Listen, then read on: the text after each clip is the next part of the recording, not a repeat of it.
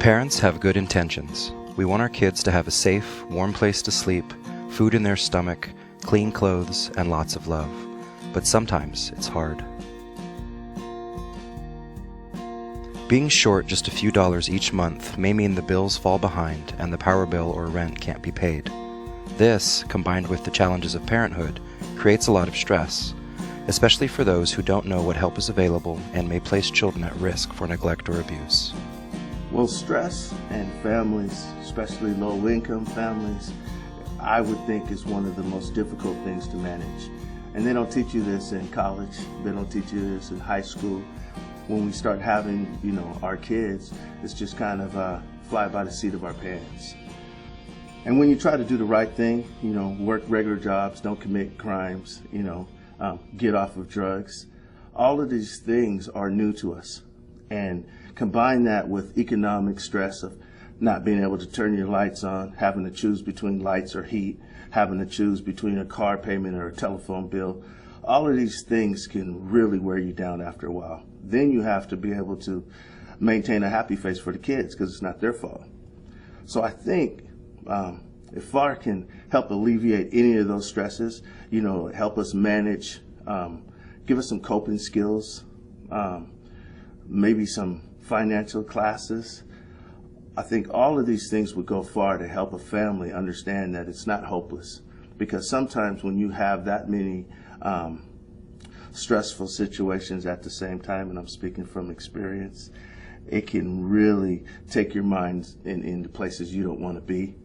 And that can be misconstrued as not caring for your kids or not being able to take care of them.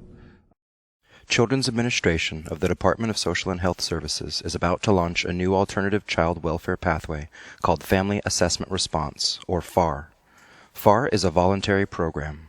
I think FAR is great. I think it's a great opportunity to deal with parents and children who come to the attention of the Children's Administration in a non-adversarial way. As in the past, anytime we had a referral that was screened in, we dealt with it as an investigation, more or less a forensic type of investigation.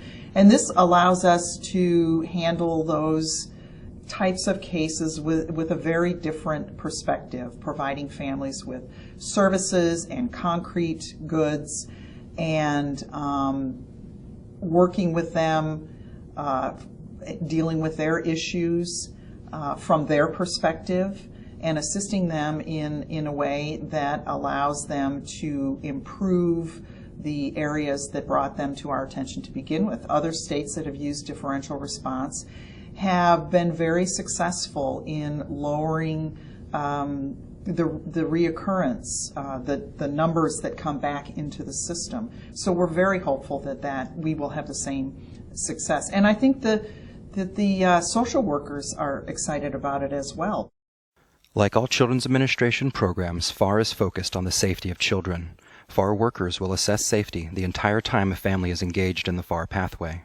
If it is determined that a child is not safe, the case can be referred to the CPS investigative pathway. States that have programs like FAR report that fewer families return to the child welfare system and fewer children are placed in out-of-home care. We'll go in and make contact with the parent. We'll present ourselves and explain to them what the FAR track is as opposed to the CPS track. And the part of an engagement there is that we're addressing them first and explaining the situations, and they make a choice. It gives them a sense of empowerment, a sense of being involved in the process and the planning. I think over time, the outcomes, the social workers are going to notice a difference. They're going to notice that they're not going to be repeatedly seeing these families come in through our system. The Native American tribes of Washington were first to consult with the department regarding FAR's development. It is of the utmost importance for our Indian children to be able to remain connected to their tribes, to their families, to enable them to know what their history is, what their culture is, and to allow the tribes, the traditions, the culture to continue. FAR will assist with those families in maintaining those connections by trying to keep the kids safely at home, putting those services in place, wrapping people and services around the children and the family to maintain them in their own home. Not having a victim and a subject feels more inclusive, it feels less invasive, and it feels less frightening for families to have someone come out and say, we know that there's an issue here, what can we do together to solve this, to make this work, and be at a place where you feel great about being a parent and we know the kids are safe. We are not asking anyone to change what they report to Children's Administration. Anyone who has concerns about child abuse or neglect should report them to their local Children's Administration office or to the statewide hotline at 1-866-END-HARM. Intake workers who answer these calls may ask a few more questions about the family than they did before, so that they can determine if FAR is an option. FAR is a voluntary program that was created by the Washington State Legislature in 2012. So what's so encouraging about some of the states that have implemented family assessment response is they're able to break that cycle of returning over and over again if you effectively engage with a family at the front end. And I think the ability to effectively engage is greatly increased when you have a family assessment worker at your door. Other states, Ohio, Minnesota, others, gave us some very good information about how it had been implemented in other states, and particularly in Ohio, the ability to